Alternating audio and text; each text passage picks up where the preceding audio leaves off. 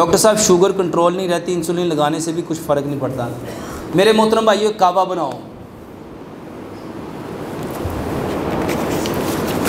एक कावा बनाओ। एक चाय का चम्मच कनक लो, गंदम।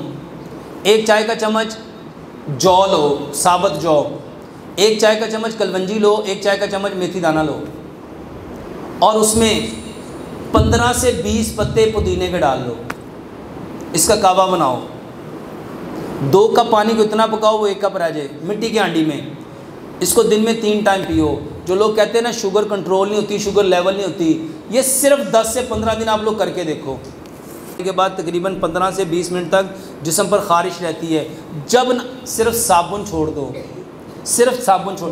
जब नहाना है ना, दूध के साथ नहाओ, दूध के साथ नहाओ। लोग कहते हैं डॉक्टर साहब दूध पी लूँ, नहा। मेरे मोहतरम भाइयों, कभी जानने को नहीं दूध लगता कितना है।